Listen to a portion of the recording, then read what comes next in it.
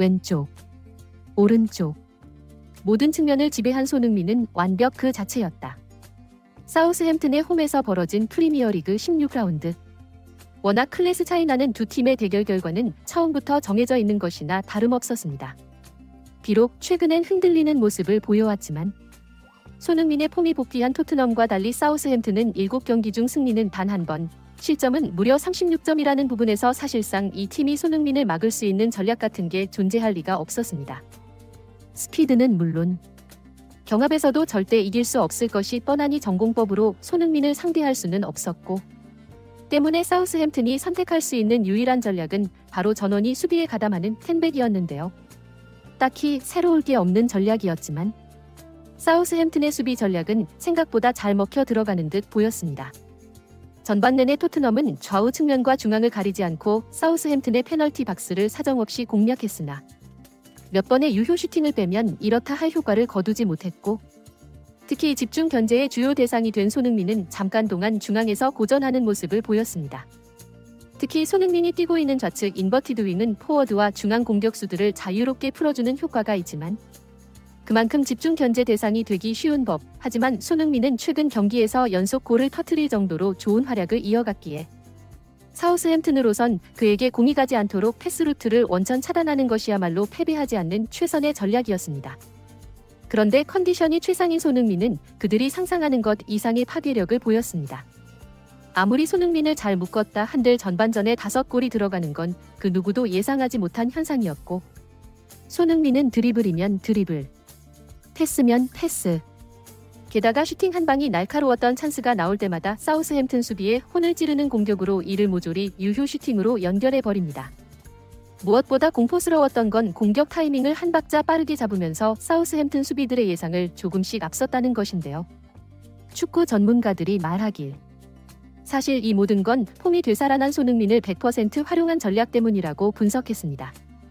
이는 포메이션만 봐도 알 수 있었는데 4-3-3으로 나선 토트넘에 맞선 사우스햄튼의 포메이션은 4-3-3이 중앙에 포진된 미드필더 4명이 거의 수비수처럼 움직이며 7명이 단단한 수비벽을 만들고 있었으나 이 같은 두터운 수비벽을 뚫어낼 선수는 오로지 손흥민밖에 없다고 판단한 모양입니다.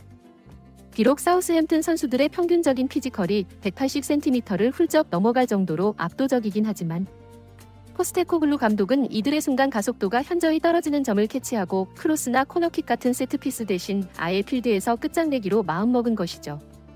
실제로 전반이 끝나기 직전까지 양팀의 볼 점유율은 무려 8대2, 슈팅 수는 12대3이었다.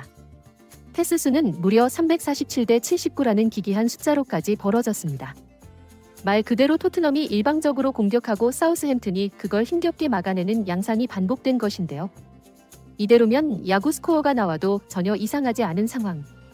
하지만 해결사로 나섰던 손흥민은 아직도 굶주린 모양새였습니다. 손흥민은 전반 15분이 넘어가면서 평소와 다른 독특한 움직임을 보였습니다. 이는 전반 7분에 자세히 드러나는데, 중앙에서 공을 넘겨받은 손흥민은 순간적으로 사우스햄튼의 예측을 비틀어 날카로운 키패스를 날렸고, 이 슛은 비록 각도가 살짝 비틀어지는 바람에 골대에서 빗나가고 말았지만 이미 만신창이가 되어 있는 사우스햄튼을 얼어붙게 만들기에 충분했습니다.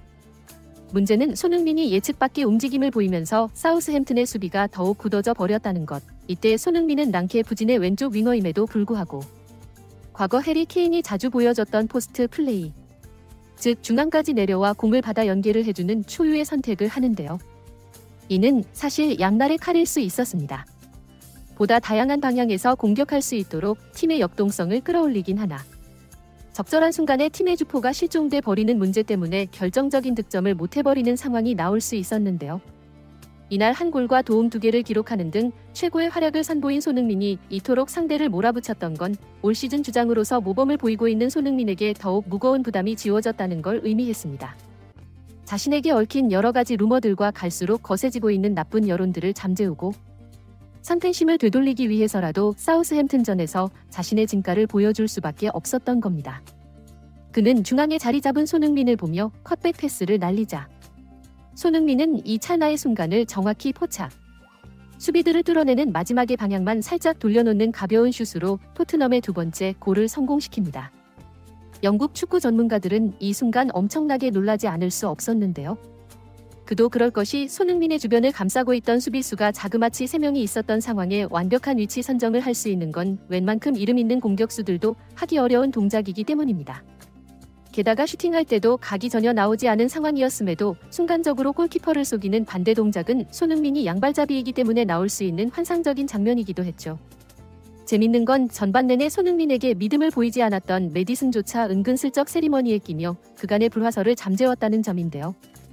각종 논란이 들릴 수 있으나 이날 경기 시작 전 관중석에서는 약간의 야유 소리가 들리기도 했지만 또다시 손흥민은 실력으로 증명한 것인데요.